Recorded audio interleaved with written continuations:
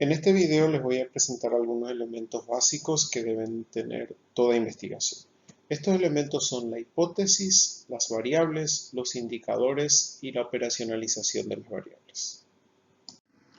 En primer lugar, la hipótesis.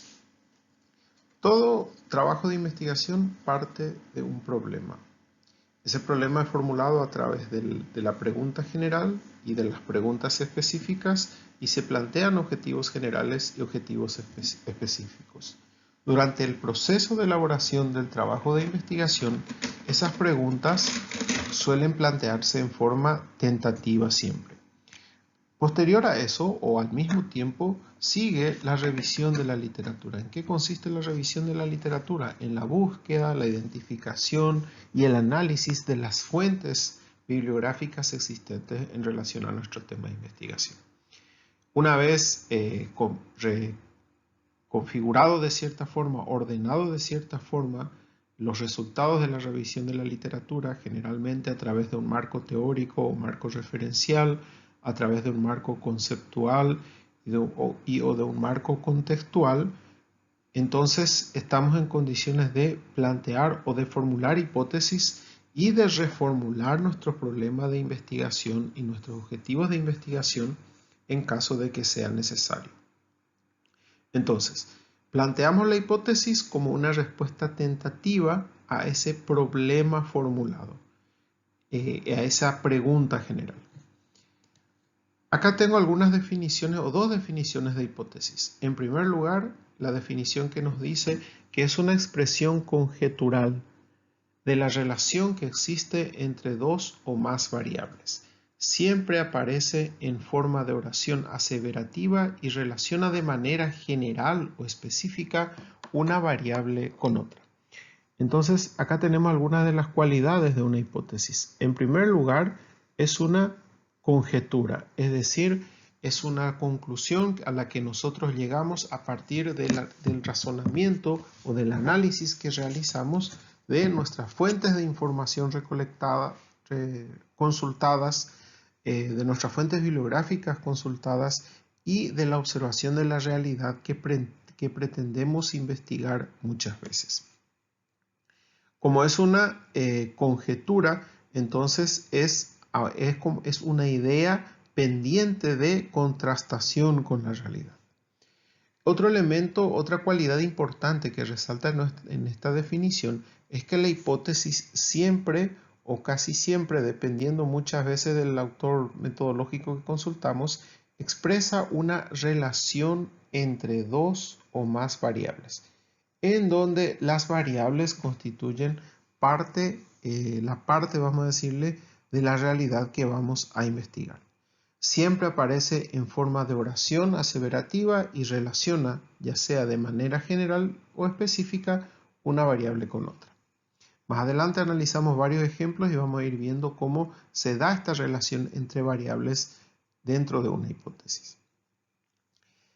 La otra definición nos dice que una hipótesis es una proposición aceptable que ha sido formulada a través de la recolección de información y datos, aunque no esté verificada, sirve para responder de forma tentativa a un problema con base científica. Acá aparecen, vamos a decirle, otros elementos, ¿verdad? Proposición aceptable. ¿Qué significa que es una proposición aceptable? Una idea que tiene sentido. Aún no ha sido probado, aún no ha sido contrastado con la realidad, pero en base a la información y a los datos existentes, es posible que esa idea sea verdadera o que esa idea pueda ser válida. Aunque no esté confirmada, sirve para responder de forma tentativa a un problema de investigación, a un problema con base científica. Entonces, estas dos definiciones se complementan entre sí y nos indican qué es una hipótesis.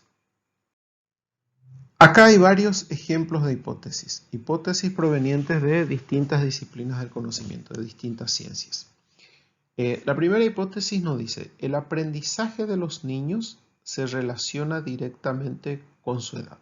Entonces, es una hipótesis que relaciona entre sí dos variables: aprendizaje de los niños, edad.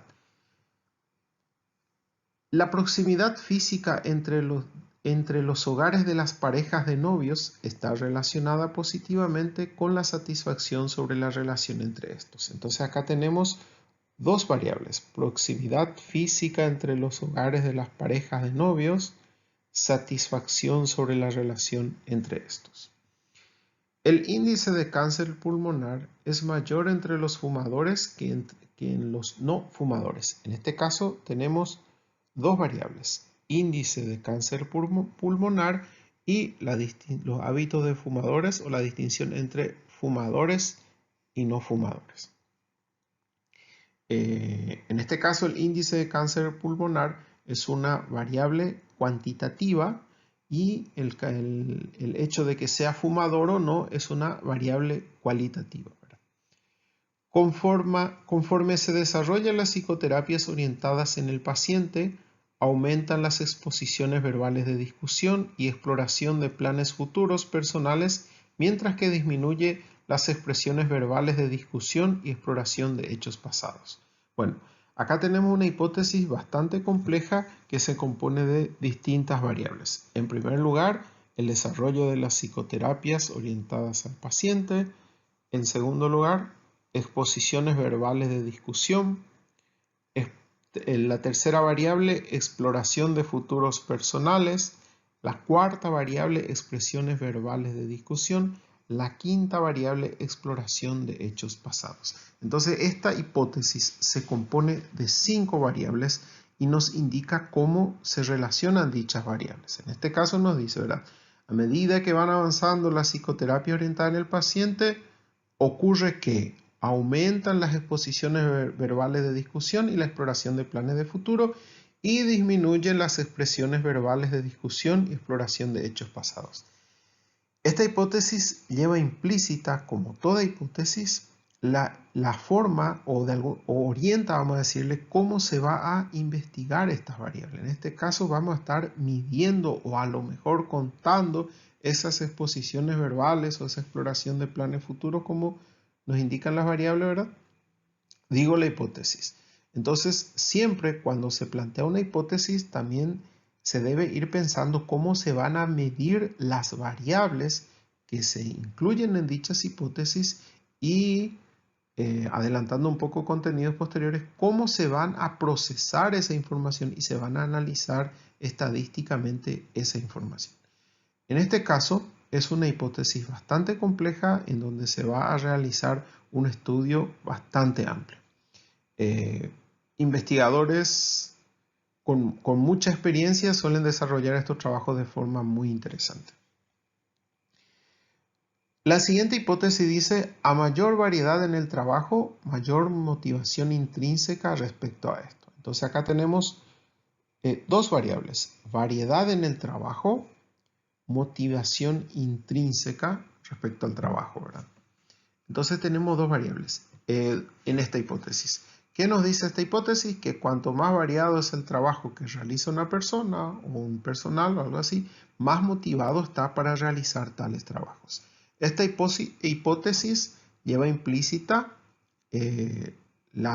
¿cómo se dice?, el procesamiento estadístico posterior que se va a realizar, ¿verdad?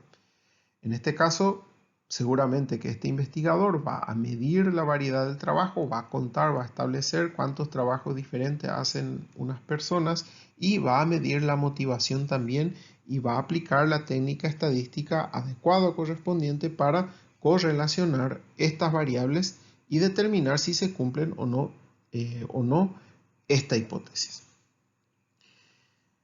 La siguiente hipótesis nos dice: quienes tienen más altas puntuaciones en el examen de estadística tienden a tener las puntuaciones más elevadas en el examen de psicometría. Entonces, las variables son puntuaciones en el examen de estadística, puntuaciones en el examen de psicometría. Entonces también es una hipótesis que está relacionando dos variables de manera directa. En la hipótesis, en realidad desde el problema de investigación, los objetivos de investigación, las hipótesis deben estar claras siempre las variables. Y estas variables siempre son conceptos desarrollados en el contexto de una ciencia o de una teoría científica. Muchas veces nuestros alumnos de grado tienen un tema que quieren investigar, saben lo que quieren investigar. Sin embargo, no tienen los conceptos científicos o los conceptos provenientes de una ciencia para poder formular bien sus hipótesis, formular bien el problema y formular bien los objetivos. Entonces, por eso es importante la revisión bibliográfica para poder encontrar, como se dice, el concepto que queremos investigar o aquello que queremos investigar. Estos conceptos constituyen las variables, se convierten luego en variables y luego se descomponen en indicadores y es lo que medimos en una investigación. Respecto a la importancia de la hipótesis, tengo acá una pequeña lista. Las hipótesis son el punto de enlace entre la teoría y la observación. Su importancia es que dan rumbo a la investigación al sugerir los pasos y procedimientos que deben darse en la búsqueda del conocimiento. Cuando la hipótesis de investigación ha sido bien elaborada y en ella se observa claramente la relación o vínculo entre dos o más variables, es factible que el investigador pueda elaborar el objetivo o conjunto de objetivos que desea alcanzar en el desarrollo de la investigación, seleccionar el tipo de diseño de investigación factible con el problema planteado, seleccionar el método, los instrumentos y las técnicas de investigación acordes con el problema que se desea resolver y seleccionar los recursos, tanto humanos como materiales, que se emplearán para llevar a feliz término la investigación planteada.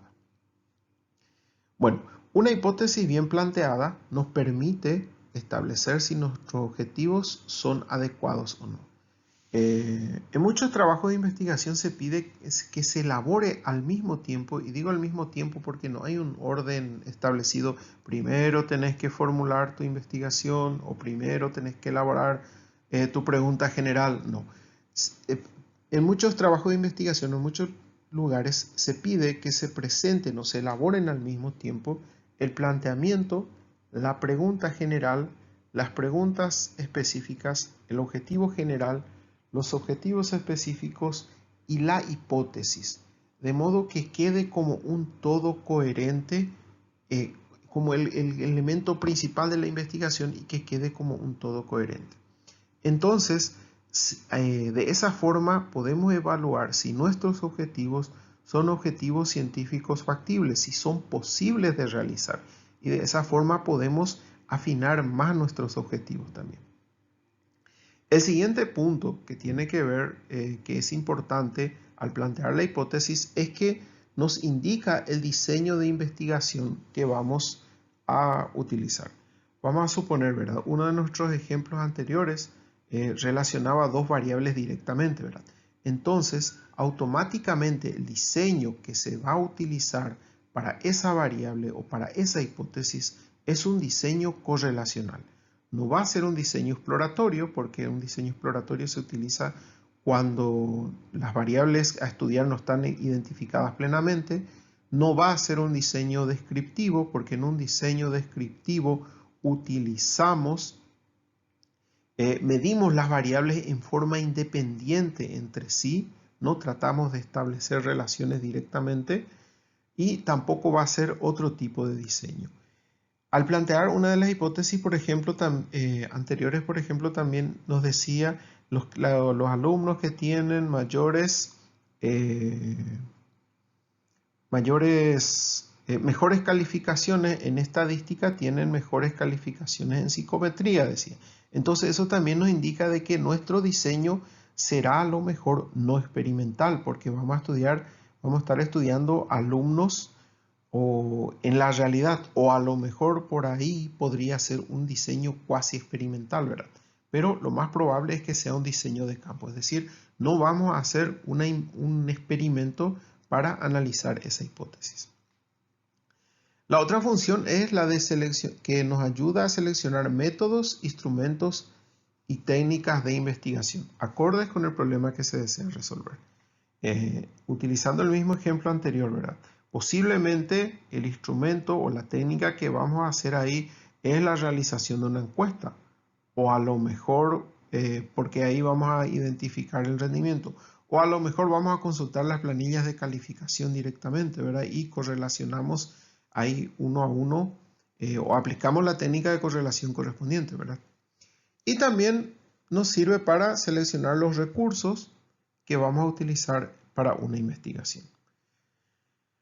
Bueno, por eso plantear una buena hipótesis es importante en una investigación. No todas las investigaciones requieren hipótesis, pero aquellas que lo requieren es bueno que lo tenga.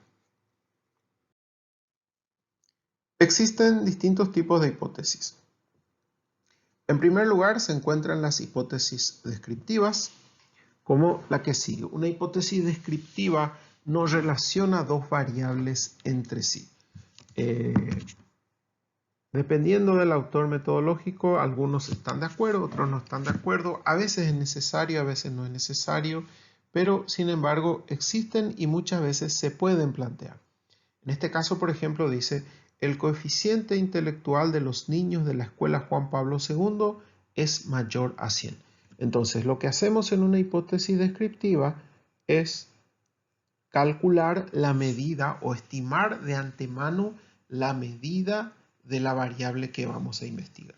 En este caso, la variable que vamos a investigar es coeficiente intelectual o cociente intelectual y estimamos que es mayor a 100. Otro tipo de hipótesis son las hipótesis correlacionales. En este caso tenemos unos ejemplos. La autoestima de un alumno se asocia al nivel de logro académico que alcanza. O lo que es lo mismo, a mayor autoestima de un alumno, mayor nivel de logro académico. Correlacional no implica causalidad. De hecho, la cuestión de la causalidad es un tema delicado, vamos a decirle, dentro de la ciencia, es muy cuestionado, ¿verdad? Porque es difícil establecer cuál es la causa de cuál en la mayor parte de las ocasiones, ¿verdad? En este caso, cuando decimos que dos hipótesis están correlacionadas, eso significa de que la variación entre los dos se produce en forma relacionada, ya sea positivamente o negativamente. En este caso, nuestro ejemplo es un ejemplo de hipótesis correlacional positivo. ¿Qué quiere decir eso? Que cuando una variable sube, el otro también sube. Ninguna es causa de la otra. Ambos suben al mismo tiempo. En este caso, por ejemplo, decimos que tenemos la variable autoestima de un alumno y la variable logro académico. Entonces, un alumno puede tener buen logro académico porque sube su autoestima, o puede subir su autoestima porque aumenta su logro académico. Entonces es difícil establecer cuál es la causa y cuál es la consecuencia. Y analizamos en este caso la correlación. Implica la utilización de métodos estadísticos que permiten medir el grado de correlación. Esta es la hipótesis que tenemos. La correlación también podría ser negativa. Por ejemplo, a mayor autoestima del alumno, menor nivel de logro académico, ¿verdad? Ahora, esa hipótesis, por ejemplo, va un poco en contra de las distintas informaciones, de las distintas teorías, va en contra de lo que dicen los libros de psicología, etc. Entonces, no es una hipótesis muy factible de plantear, no es una hipótesis muy creíble. El otro ejemplo de hipótesis el otro tipo de hipótesis son las hipótesis comparativas entre grupos. Y acá tenemos dos ejemplos. Por ejemplo, las mujeres del curso X tienen mayor rendimiento del lenguaje que las mujeres del curso Y. Nuestra variable, rendimiento del lenguaje. ¿Qué es lo que hacemos? Medimos cómo se produce ese rendimiento en dos grupos, mujeres del grupo X, mujeres del grupo Y. El otro ejemplo, los niños que asisten a establecimientos de primaria en sectores rurales tienen mayor motivación en el estudio de los que hacen en sectores urbanos. Entonces, ¿cuál es nuestra variable principal? Motivación por el estudio. ¿Cuáles son nuestros grupos? Niños que asisten a establecimientos de primaria en sectores rurales y niños que asisten a establecimientos de primaria en sectores urbanos. ¿Qué es lo que se busca con este tipo de hipótesis? Es medir las variables en determinados contextos. Cambiamos el grupo, cambiamos el contexto para ver en cómo ese contexto, vamos a decirle, influye de alguna forma en esa variable o cómo la variable se comporta en determinado contexto. Tampoco es una hipótesis de causalidad. Acá no nos preguntamos por qué está ocurriendo tal o cual cosa. Por último, están las hipótesis que establecen relaciones de causalidad. En este caso dice, la desintegración familiar provoca baja autoestima en los hijos. La metodología utilizada por los docentes en clase determina el nivel de logro que alcanzan los alumnos. En el primer caso, tenemos dos variables, desintegración familiar, autoestima de los hijos. En el segundo caso también, metodología utilizada por los docentes, nivel de logro que alcancen los alumnos. En ambos casos exigen otros métodos estadísticos diferentes a los utilizados en las anteriores, que vamos a ver en forma general más adelante. Es importante que cuando un alumno de grado, por ejemplo, plantee un tema de investigación, que su tema de investigación no tenga demasiadas variables, porque suele ser un error bastante común que el alumno entusiasmado con lo que va a hacer quiere hacer un trabajo grande, quiere hacer un trabajo importante y de repente toma un tema y abarca todas las variables existentes. Por ejemplo, agarra y se pregunta, no sé, ¿cuáles son las causas de la falta de industrialización en el Paraguay? Entonces, ¿qué tenemos ahí? Es un tema complejísimo, compuesto de cientos de variables tal vez y de muy difícil medición. Aparte de eso, toma una población o un universo gigantesco desde el punto de vista metodológico. No es imposible estudiar, de hecho no es imposible estudiar. Sin embargo, es un tema cargado muy complejo para investigarse en una tesis de grado, por ejemplo. Entonces, es importante que a la hora de asesorar, por ejemplo, a nuestros alumnos, tratemos en lo posible de que delimiten su tema, de que tengan algo concreto. Por ejemplo, ahí tenemos, dice, a mayor autoestima del alumno, mayor nivel de logro académico. Son dos variables. Cada variable de lo que está ahí implica una serie de pasos o de trabajos y luego hay que correlacionar esa variable otra vez. Entonces hay bastante trabajo que realizar ahí. Un elemento que puede ayudar a comprender bien un tema o a definir bien un tema es el diagrama de variables. El diagrama de variables permite presentar en forma esquemática, lógica y cronológica la relación supuesta entre las variables, definiendo las variables independientes, las variables dependientes, las variables intervinientes, etc. Existen distintos tipos de variables de acuerdo a la función que cumple en la hipótesis que estamos planteando. Para recordar y sintetizar, una variable es un fenómeno medible que varía, cambia a través del tiempo o que difiere de un lugar a otro o de un individuo a otro. Las hipótesis establecen relaciones entre las variables. Por lo tanto, el diagrama de variables es la representación de la hipótesis. Este es un ejemplo de diagrama de variables en donde se establece una relación causal multivariada, es decir, hay una relación de causa-efecto de distintas variables. En este caso tenemos tres variables independientes que son la cohesión, la centralidad, el tipo de liderazgo y la variable dependiente que es la efectividad en el logro de las metas primarias. Posiblemente la hipótesis en la que se basa este esquema nos dice que la cohesión, la centralidad y el tipo de liderazgo en una empresa inciden directamente en la efectividad en el logro de las metas primarias de la misma. Esta relación entre variables como ven ustedes, tiene 4 variables en total. Ahí está simbolizada como variable x1, x2, x3, inciden en y, que sería la simbolización matemática, ¿verdad? Este esquema implica, entre otras cosas, por ejemplo, que en nuestro marco teórico vamos a estar hablando de esas 4 variables. Por ejemplo, vamos a hablar de la cohesión dentro de una empresa. Seguramente la ciencia administrativa tendrá toda una teoría, habrá información.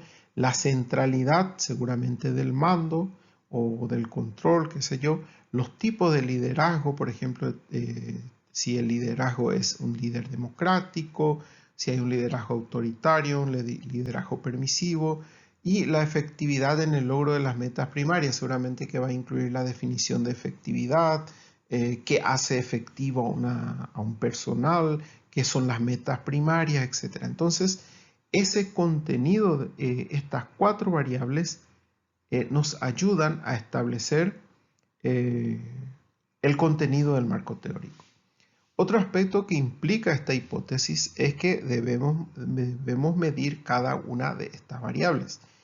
Y más adelante en el diseño metodológico se establece qué procedimiento estadístico o qué procedimientos estadísticos se van a aplicar para presentar los datos y para llegar a las conclusiones correspondientes. Por ejemplo, acá esos procedimientos estadísticos nos van a decir, por ejemplo, cuál de esas 3 variables tiene una mayor incidencia en la efectividad en el logro de las metas primarias, por ejemplo, ¿verdad? Dependiendo del método estadístico que decidamos utilizar, por ejemplo, vamos a poder ver otros aspectos que nos preguntamos, ¿verdad? Entonces, para eso nos sirve la hipótesis, ¿verdad? O sea, esta hipótesis está relacionada con los otros elementos de la investigación que se van planteando. Acá tenemos otro ejemplo de relación causal multivariada y mucho más compleja, con 3 variables independientes y 2 variables dependientes. Este tipo de investigación son más ya para maestría o doctorado a lo mejor. Son 5 variables, es mucho trabajo. Las variables independientes, variedad en el trabajo, la autonomía en el trabajo y la retroalimentación proveniente del trabajo inciden directamente en la motivación intrínseca y la satisfacción laboral de las personas en una empresa. Eso nos dice este diagrama de variables. Eso es lo que dice la hipótesis. Entonces, esa hipótesis es la que se debe probar. El contenido del marco teórico, esas 5 variables posiblemente van a ser los títulos grandes del marco teórico y se deben establecer los instrumentos para medir cada una de esas variables y el procedimiento estadístico, los procedimientos estadísticos para relacionar o encontrar la relación causal entre estas variables. Acá tenemos un esquema con una variable interviniente. Lo común siempre es identificar, según la situación, variable independiente y variable dependiente, pero muchas veces existen también las variables intervinientes. En este caso, la hipótesis que se plantea acá diría que la paga a los trabajadores en determinada empresa inciden en la motivación intrínseca de los mismos de acuerdo a las condiciones en que se administra la paga, qué sé yo. Entonces, esa sería una variable interviniente. También implica que nuestro marco teórico va a estar analizando, explicando cada una de estas variables, todo lo que implican estas variables, y que vamos a tener que medir o recolectar información de cada una de estas variables y aplicar el método estadístico correspondiente para correlacionar esta variable o relacionar esta variable de esta forma, ¿verdad? Acá tenemos una estructura bastante compleja de variables en el que tenemos en total 2, 4, 6, 8, 10, 12, 13 variables. Podemos decir esto que más allá de una hipótesis, esto ya es toda una teoría. Podría ser una teoría de la satisfacción laboral o podría ser una teoría de la capacidad de innovación de una empresa. yo creo que parece más una teoría acerca de la satisfacción laboral, ¿verdad? Entonces, ¿cuáles son las causas de la satisfacción laboral? La paga, la integración, la comunicación instrumental, la comunicación formal, la centralización, etcétera, inciden en la satisfacción laboral. Otras variables, las consecuencias serían el cambio del personal. Cuando hay más satisfacción laboral hay más innovación, hay más formalización, hay más efectividad, etc. Entonces, esto más que una hipótesis ya es un conjunto de hipótesis bastante complejo y que cuya investigación implica ya posiblemente años de trabajo. Ya no hablamos de una tesis, ya no hablamos de un artículo, ya no hablamos de una sola investigación, sino que aquí podemos hablar ya de toda una línea de investigación. De hecho, hay investigadores o teóricos científicos que trabajan con este tipo de planteamientos y que van estudiándolo por partes, vamos a decirlo, ¿verdad? Nuestros alumnos muchas veces quieren hacer este tipo de investigaciones y realmente se puede hacer, pero tendremos investigaciones muy superficiales, poco rigurosos y muchas veces basados en especulación o en simple especulación, ¿verdad? Y cuanto más riguroso sea los trabajos de investigación, mayor calidad tienen, ¿verdad? En este caso, por ejemplo, podemos tomar una partecita y decir, ¿verdad?, cómo incide la satisfacción laboral en la efectividad de los trabajadores, ¿verdad? O podemos preguntarnos, por ejemplo, cómo incide la satisfacción laboral en la capacidad de innovación dentro de una empresa. Entonces tomamos dos variables y lo analizamos profundamente. O cómo incide la comunicación formal en una empresa en la satisfacción laboral. O cómo incide la centralización en la satisfacción laboral, etcétera, ¿verdad? Entonces, en este caso es una estructura causal compleja multivariada. Es posible también existen estrategias o técnicas estadísticas muy complejas, al igual que este diagrama de hipótesis, que permiten o pueden ayudar a realizar esta investigación.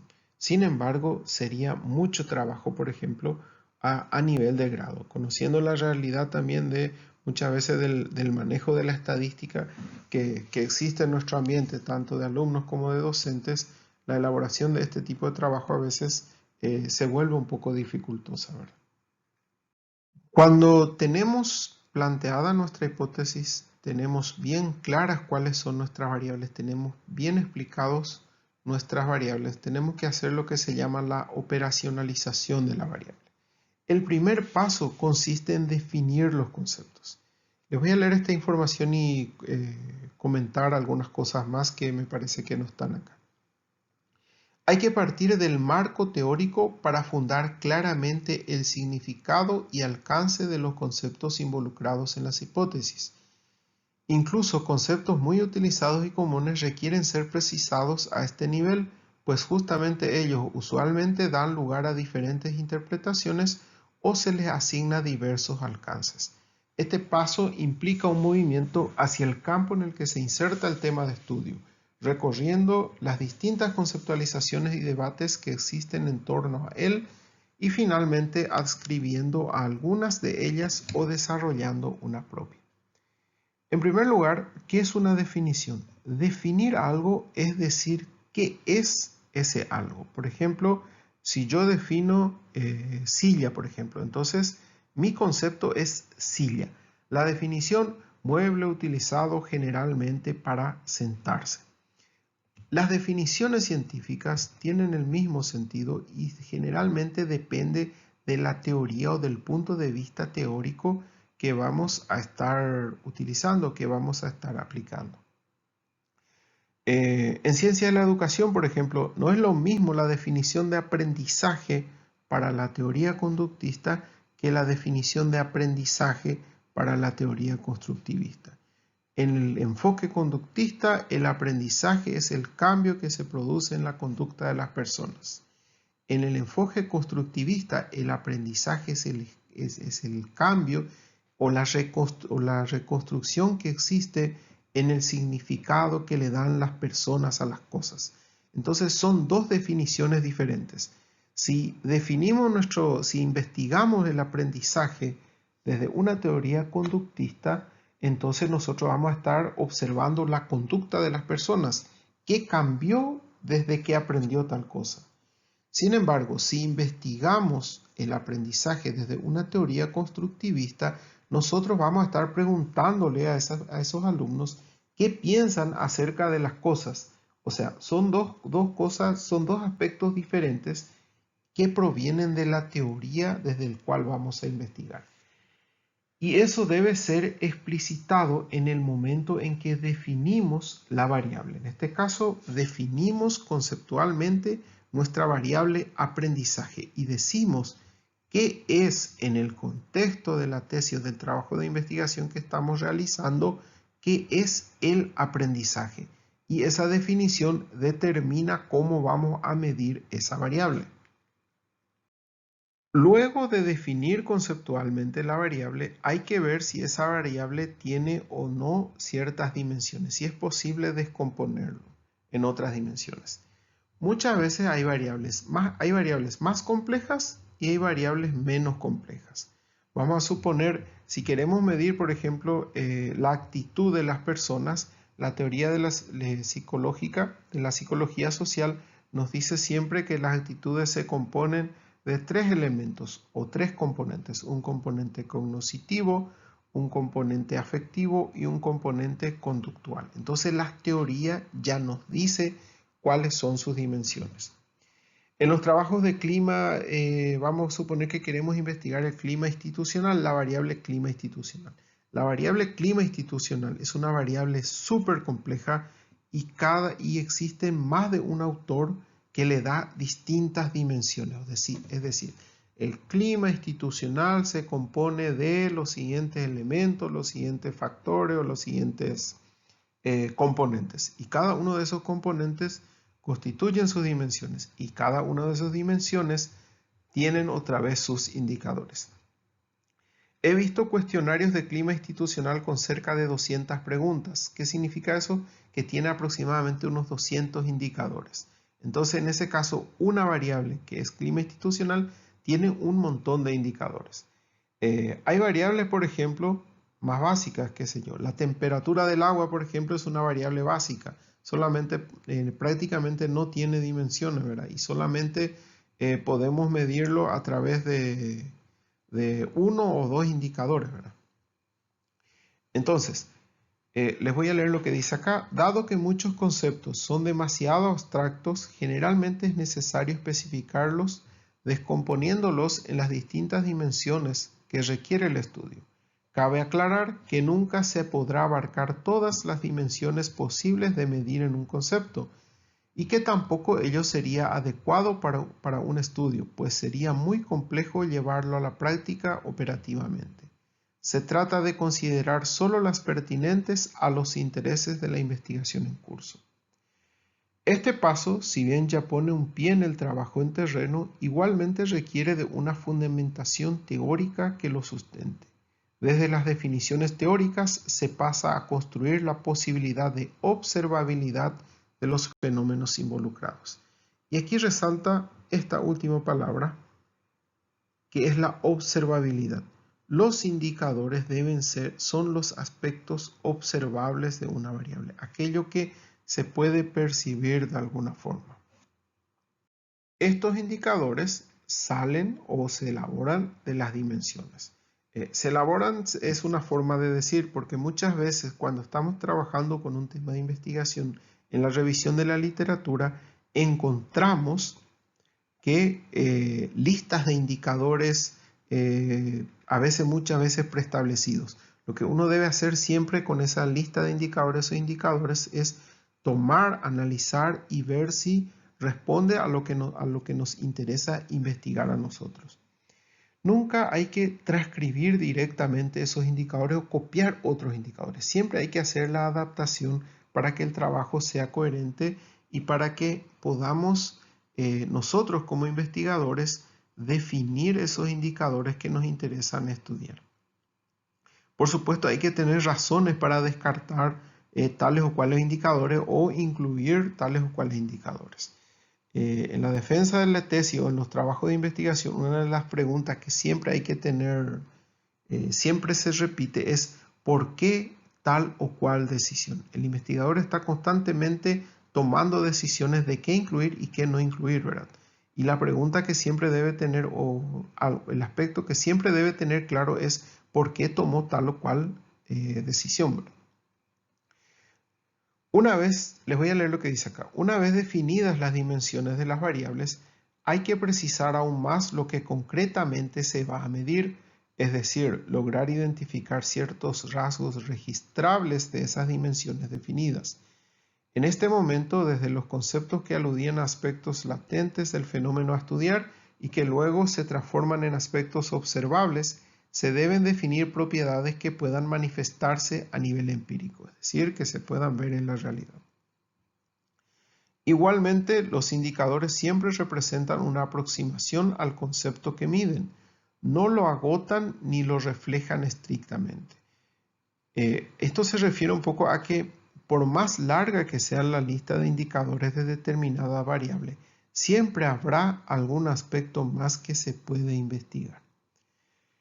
De cada dimensión definida debe al menos definirse un indicador. La cantidad depende de lo que quiera medirse y de la profundidad y complejidad que quiera darse a esa medición. Conviene confeccionar y listar un conjunto de indicadores para luego determinar cuál o cuáles serían los más adecuados y también recurrir a antecedentes de otras investigaciones cuando las hubiera. Un paso importante a la hora de investigar es la revisión de antecedentes y que es un paso muchas veces subestimado, ¿verdad? ¿Qué es lo que hacemos con la revisión de antecedentes? Lo que hacemos con la revisión de antecedentes es buscar otros trabajos de investigación realizados y ver cómo en relación a nuestro tema y ver cómo se realizaron. Al ver cómo se realizaron, uno encuentra las variables que investigó, encuentra los indicadores, encuentran los instrumentos de medición o de recolección de datos que se utilizó, los resultados que van a permitir luego comparar con los resultados que nosotros encontramos y nos da una idea, como se dice, experiencias anteriores que nos permiten a nosotros hacer mejores trabajos de investigación.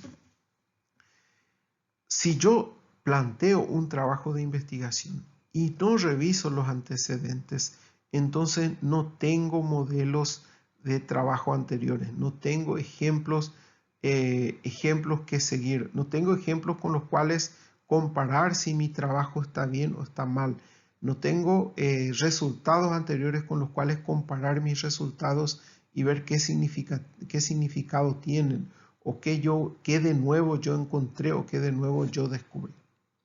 Acá tenemos un ejemplo de la división de una variable en dimensiones, indicadores e índices, es decir, la operacionalización. En este caso se divide la variable característica de los alumnos en 4 dimensiones: género, edad, distancia, hogar, escuela, composición del grupo familiar. Y cada uno se divide en al menos un indicador y en este caso también nos indica ya los ítems o índices que se van a utilizar para medir cada indicador. En cuanto a género, los indicadores son si es hombre o mujer y los ítems o índice 1 hombre, 0 mujer. Esto posteriormente se transforma posiblemente en un cuestionario o a lo mejor en una lista de cotejo, en un formulario de entrevista que sería el instrumento para recolectar la información. Hoy en día inclusive podría ser un formulario de Google Docs, Google Forms, ¿verdad? O de Forms de Microsoft, ¿verdad? U otras aplicaciones para realizar la encuesta que existe. Esos serían ya los instrumentos. En cuanto a edad, el indicador, edad al cursar el grado, ítem o índice, anotar la edad. En cuanto a distancia hogar-escuela, el tiempo en llegar al hogar y la distancia recorrida. En cuanto al tiempo, hay una pregunta ahí: ¿cuánto tiempo demoras desde que sales de la casa hasta llegar a la escuela? Y pide la respuesta en número de minutos. En cuanto a distancia recorrida, ¿cuántas cuadras caminas desde tu casa a la escuela? Y pide el número de cuadras. En cuanto a la dimensión composición del grupo familiar, pone el indicador personas con las que convive y a partir de ahí pone la pregunta ¿con quién o quiénes vives en tu hogar? Vivo con mi mamá y con mi papá, con o sin otras personas, vivo con mi mamá sin mi papá, con o sin otras personas, vivo con mi papá sin mi mamá, con o sin otras personas, vivo con otras personas que no son mis padres, En este caso, la variable característica de los alumnos fue descomponida o desintegrada o desglosada en estas dimensiones e indicadores. Estas dimensiones e indicadores pueden ser más, pueden ser diferentes. Todo depende del objetivo de la investigación, del objeto general de la investigación y depende mucho del marco teórico que sustenta nuestra investigación. Acá tengo otro ejemplo, en este caso son 3 variables: nivel socioeconómico, productividad, rendimiento académico. No sabemos cómo están relacionadas estas variables en esta investigación, pero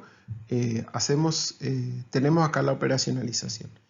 En cuanto al nivel socioeconómico, divide en 2 dimensiones, el nivel social y el nivel económico. El nivel social se divide en los indicadores grado de instrucción, nivel cultural.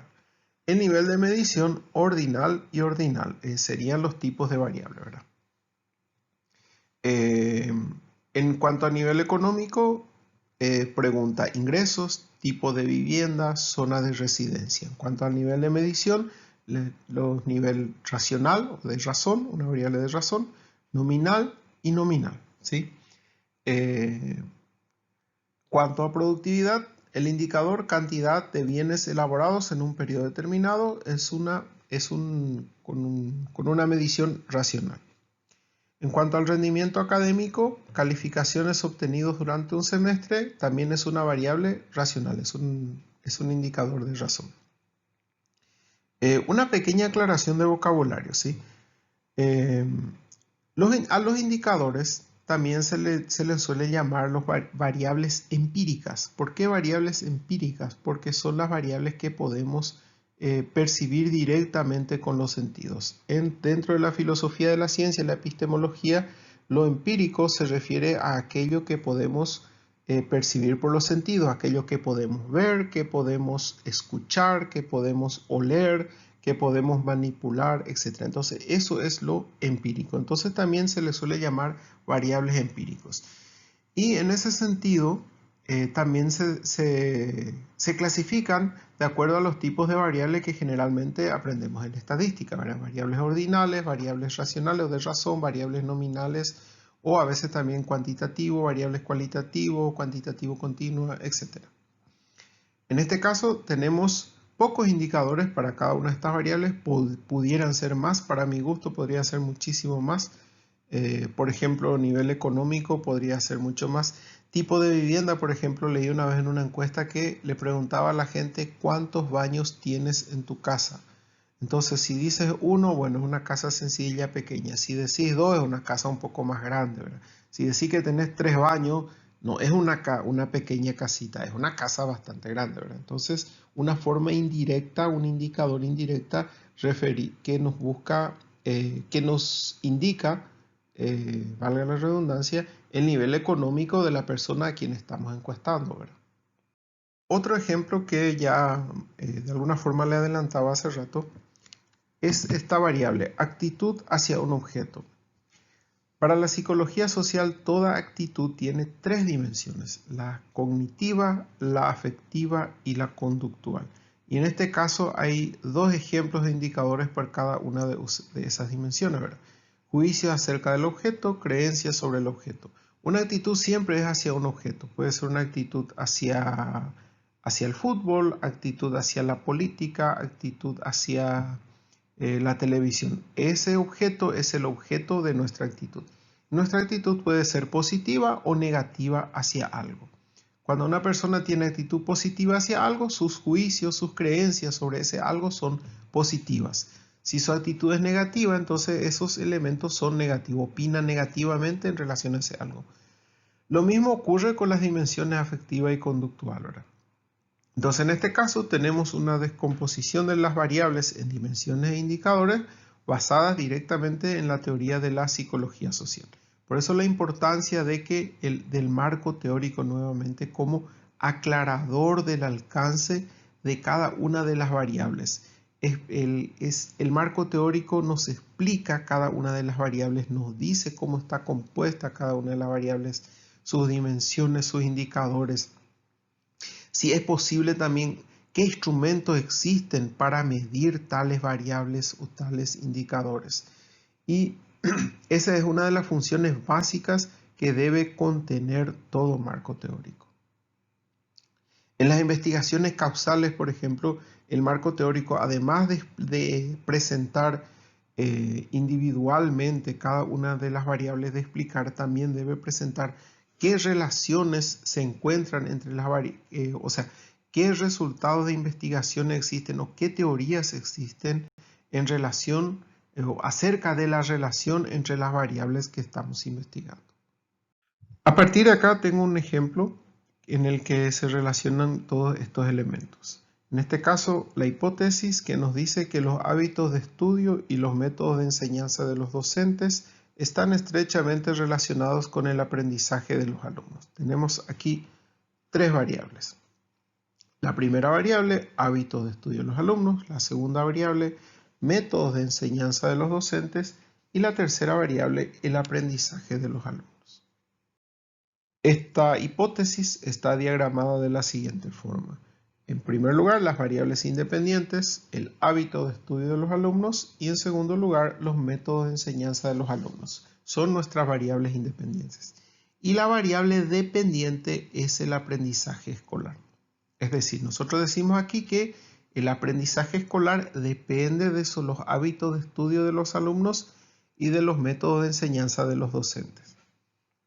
Eso no significa de que no existan otros factores, ¿sí?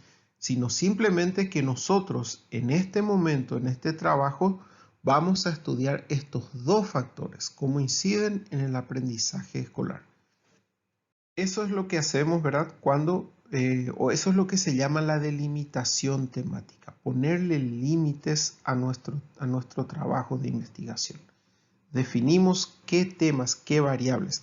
Por ejemplo, la influencia, el relacionamiento familiar, por ejemplo, podría ser un factor o es un factor que incide en el aprendizaje. Sin embargo, en esa investigación nosotros decidimos no abordar ese tema, es decir, delimitamos, le ponemos límite a nuestro tema. Esto queda dentro de la investigación, esto queda fuera de la investigación. Eso es delimitar el tema. Por supuesto, hay que tener razones del por qué delimitamos un tema de tal o cual forma. Hay que tener siempre un porqué. En este caso, siguiendo con el ejemplo, tenemos la definición conceptual de las variables dentro de esa investigación. Por ejemplo, dice, hábito de estudio de los alumnos, nuestra primera variable, es el conjunto de prácticas y conductas que los alumnos ponen en práctica constantemente para su aprendizaje. La segunda variable, métodos de enseñanza de los docentes, conjunto de situaciones, estrategias que planifican los docentes y plantean a los alumnos para crear situaciones de aprendizaje. La tercera variable, aprendizaje escolar, es el conjunto de saberes, habilidades y actitudes que los alumnos desarrollan en base a su experiencia escolar. Cada una de estas definiciones se encuentran en el marco teórico y se encuentran ampliadas, justificadas y explicadas en el marco teórico. Los indicadores de estas variables se encuentran acá. En cuanto a hábitos de estudio de los alumnos, los indicadores tomados son tiempo dedicado a estudiar, materiales de estudio utilizados, técnicas de resumen, utilización de mapa conceptual. Estos indicadores son a modo de ejemplo nomás. Se pueden agregar aquí 10, 15 indicadores más. En cuanto al método de enseñanza de los docentes, tenemos las técnicas para adquirir conceptos, actividades de lectura y comprensión lectora que diseñan los docentes para sus alumnos, ¿verdad? Actividades de aplicación del conocimiento que diseñan los docentes para su alumno como estrategia de aprendizaje, actividades de opinión y juicio crítico que diseñan los docentes para sus alumnos. Y en cuanto al aprendizaje escolar, hay tres indicadores: los conocimientos adquiridos, las calificaciones en las asignaturas, las habilidades cognitivas. Acá hay dos aspectos que quiero señalarles. En primer lugar, esta lista de indicadores es una lista bastante corta que puede ser mucho más amplia y muy criticable. Podemos estar de acuerdo o en desacuerdo, ¿verdad? En segundo lugar, en el marco teórico se deberían desarrollar cada uno de estos indicadores de forma amplia. Vamos a suponer técnicas de resumen, por ejemplo. Eso podría ser un subtítulo de mi marco teórico y dedicarle 2 páginas, 3 páginas, 4 páginas a las técnicas de resumen. Mapa conceptual, la misma cosa. Una forma muy ordenada y organizada de elaborar el marco teórico es regirse o seguir estrictamente los indicadores. Entonces tenemos un marco teórico bien estructurado, bien organizado. Podemos tener en nuestro marco teórico, como en este caso, por ejemplo, 3 grandes títulos. Y una vez que desarrollamos estos 3 grandes títulos, antes de eso ponemos ciertas definiciones de carácter general, como la educación, la importancia del aprender a aprender, etc. Y luego desarrollamos cada una de las variables con sus indicadores y al finalizar hacemos una especie de reflexión o indicamos a lo mejor cómo se relacionan esto de acuerdo a las teorías, etc. En el ejemplo anterior nos especificaban con qué instrumentos se van a medir esos indicadores. Esos instrumentos pueden ser en ese caso la encuesta, puede ser la escala de actitudes, puede ser un cuestionario, ¿sí? Acá tengo otro ejemplo. Comparar el efecto del consumo de alimentos vivos y alimentos procesados sobre el desarrollo físico del pollo parrillero. Totalmente de otra rama, totalmente de otra naturaleza, ¿verdad? Y tenemos 3 objetivos específicos. En primer lugar, determinar el crecimiento de la masa corporal del pollo parrillero con 2 tipos de alimentos. En segundo lugar, determinar el crecimiento en función de la longitud del cuerpo del pollo parrillero alimentados con 2 tipos de alimentos. Y en tercer lugar, determinar el crecimiento en función de la altura del cuerpo del pollo parrillero alimentado con 2 tipos de alimentos. Esta investigación, acá no está escrito, pero lleva implícito una hipótesis de comparación de grupos, ¿verdad? Y tenemos 2 variables. En primer lugar, el consumo de alimentos, ¿sí? El tipo de alimento, ¿verdad? Y en segundo lugar, el desarrollo físico del pollo parrillero. Aquí y aquí. En cuanto al desarrollo físico, tiene una dimensión, que son los aspectos del desarrollo físico, y este investigador propone 3 indicadores: la masa, la longitud del pollo, qué tan largo es, y la altura del pollo. No sé cuál es la diferencia entre longitud y altura en el caso del pollo, ¿verdad? Y la operacionalización nos dice cómo vamos a medir estos indicadores. En el mismo sentido se utiliza en las ciencias humanas. Son instrumentos de medición. La encuesta es un instrumento de medición. El cuestionario es un instrumento de medición. Las escalas son instrumentos de medición. Las observaciones, cuando se cuantifica, estamos midiendo. Medir es un término que significa, en pocas palabras, darle un valor numérico a una variable o a un indicador, en este caso, ¿verdad? Que es lo mismo que decir variable empírica. En este caso vamos a medir a través de una balanza, vamos a medir la masa y con una cinta métrica solamente vamos a medir la longitud y la altura del pollo. En cuanto al tipo de alimentos, puede ser procesado, vivo. Y vamos a observar, o sea, de hecho nosotros vamos a manipular esta variable con esta investigación y tenemos conocimiento del tipo de alimento. Ahora, posiblemente vamos a distribuir nuestros pollos en distintos grupos y a ciertos grupos les vamos a dar alimentos vivos y a otros grupos les vamos a dar el alimento procesado. Entre paréntesis, alimentos vivos estaba buscando en internet, ¿verdad? Y encontré, por ejemplo, que hacen experimentos para alimentar a las gallinas con larvas de moscas, por ejemplo, debido a su alto contenido de proteína que llega inclusive hasta el 55%, dice. Estaba viendo que los alimentos comprados para consumo, para la cría de pollo carrillero, tienen entre 19, dice 22% de proteína, etcétera, dependiendo de la etapa de desarrollo, ¿verdad? Entonces, esta investigación es una investigación, podemos decir, innovadora, que se basa en una hipótesis posible y que se basa en otros trabajos de investigación. Vamos a estar midiendo esas variables y luego con el procedimiento estadístico correspondiente vamos a estar procesando esa información.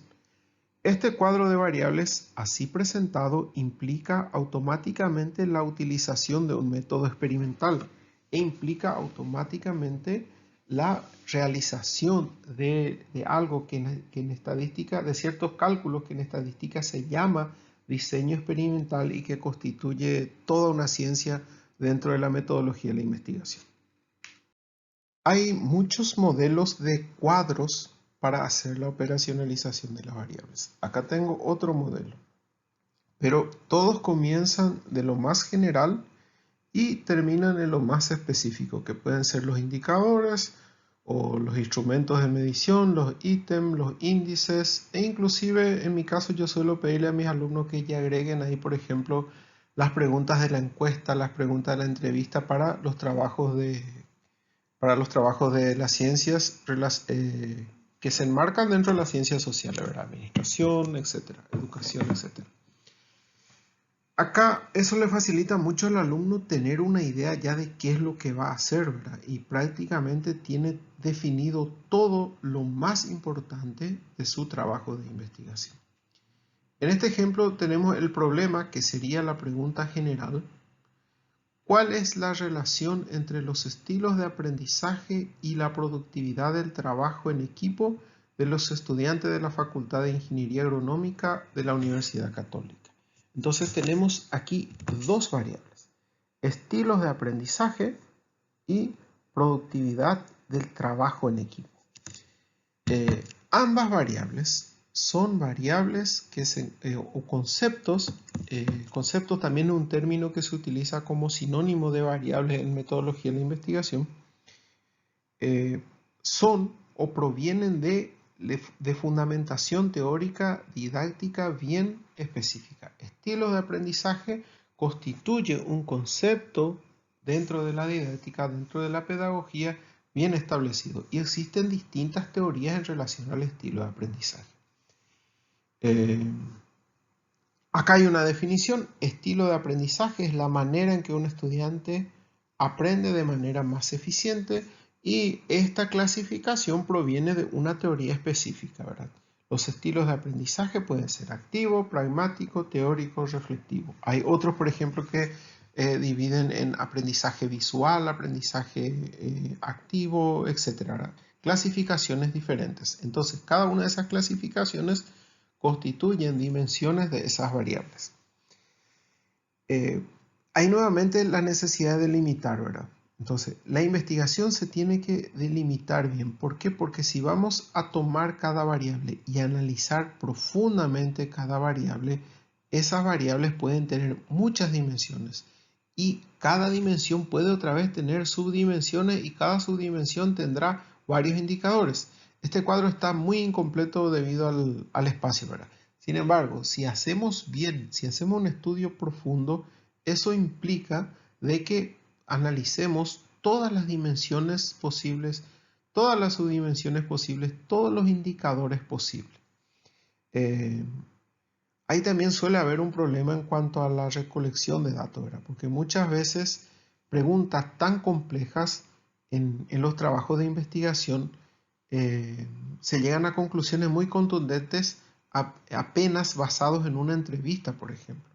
Acá, por ejemplo, la pregunta científicamente formulada dice: ¿cuál es la relación de los estilos de aprendizaje y la productividad en el trabajo en equipo? Se deberían aplicar técnicas bien amplias para poder demostrar en base a datos esa relación. Sin embargo, a veces en algunas tesis, en base a la entrevista o lo que dijo un entrevistado, se llega a la conclusión de que el aprendizaje activo es el que más produce, es el que más incide en la productividad en un trabajo en equipo, ¿verdad?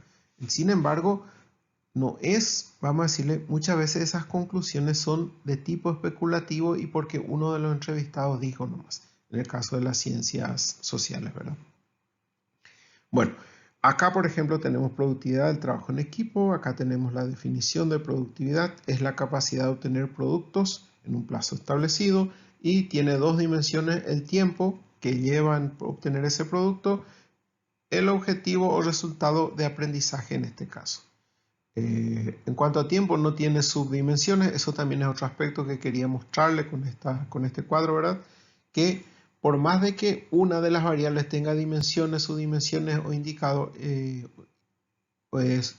indicadores, no todas las variables deben utilizar esa lógica dentro del mismo trabajo.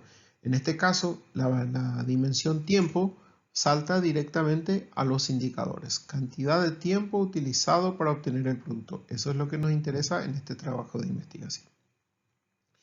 Objetivo, resultado de aprendizaje, componentes del resultado de aprendizaje es una de sus dimensiones, y su indicador, nivel de logro del resultado de aprendizaje. Cuando hablamos de resultado de aprendizaje en educación nos referimos casi siempre a las calificaciones, que es el rendimiento académico. Por último, otro cuadro.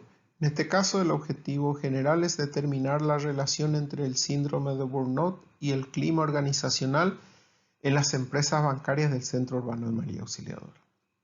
Nuestras dos variables: síndrome de Burnout, clima organizacional.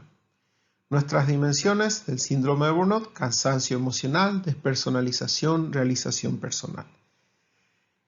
El cansancio emocional tiene los indicadores agotamiento, frustración, estrés. La operacionalización a través de un cuestionario, es decir, vamos a medir esos indicadores a partir de un cuestionario. La despersonalización tiene como indicadores maltrato, indiferencia, insensibilidad. La realización personal tiene como indicadores la comprensión, la empatía, el ánimo. Las tres dimensiones, los indicadores de las tres dimensiones van a ser medidas a través de un cuestionario. Es posiblemente exista un cuestionario preestablecido para medir, o de hecho es más probable que existan varios tipos de cuestionarios para medir el síndrome de Burnout. En todo caso, esos cuestionarios están fundamentados teóricamente, por lo tanto, en el marco teórico lo que debe hacerse es explicar toda esa fundamentación teórica de ese cuestionario. La otra gran variable que se va a medir acá es la variable clima organizacional, que se descompone en las dimensiones: estímulo, recompensa, cuyos indicadores son reconocimiento, desarrollo profesional, salario. La dimensión relaciones interpersonales se divide en los indicadores empatía, comunicación, respeto, similitud. La dimensión identidad a la institución se divide en los indicadores pertenencia, participación. La dimensión apoyo se divide en los indicadores asertividad, espíritu de ayuda. Y se va a medir a través de una escala de Likert, ¿verdad? Entonces, en este caso tenemos dos variables súper complejas: la variable síndrome de Burnout y la variable clima organizacional. Cada una de estas variables tiene toda su fundamentación teórica en el marco teórico. En el marco teórico, por ejemplo, hablamos qué es el clima organizacional, sus componentes, cada uno de las características, etc. A lo mejor las teorías existentes en relación al clima organizacional, etc.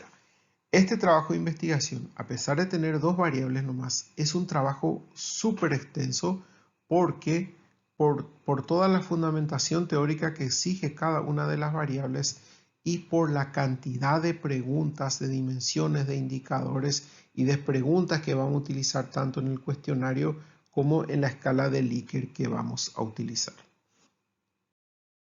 Esta parte es la parte más importante de la investigación. Cuando se plantea un tema de investigación, un posible tema de investigación, hay que tratar ya de visualizar las variables que se van a investigar, la relación entre variables que se va a establecer, cómo se va a medir esas variables y de alguna forma ya también el diseño metodológico que vamos a utilizar cuando se va a trabajar con la investigación. El investigador primerizo, el que primera vez hace una tesis, el que primera vez hace un trabajo de investigación, muchas veces no ve esto que en la práctica viene por delante. Por más de que se haya visto teóricamente, cuando uno hace el trabajo es diferente. Hay que tratar siempre en nuestro rol, en la mayoría acá en nuestro grupo tenemos el rol de asesor o van a ser en el futuro ya asesores de trabajos de investigación. Entonces, nuestro rol de asesores de investigación hay que tratar siempre de que el alumno plantee un problema que no sea ni muy complejo ni muy básico.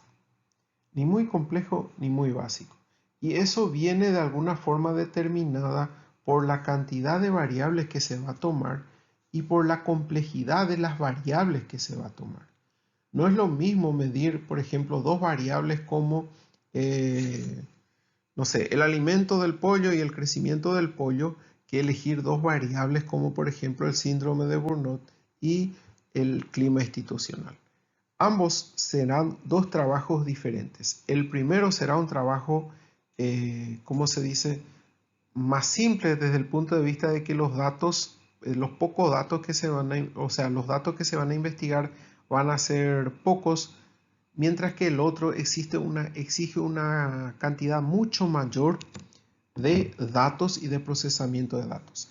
De hecho, generalmente se hace, por ejemplo, un trabajo de investigación como en ese caso solamente de clima institucional o solamente el síndrome de Burnout en una determinada empresa, ¿verdad?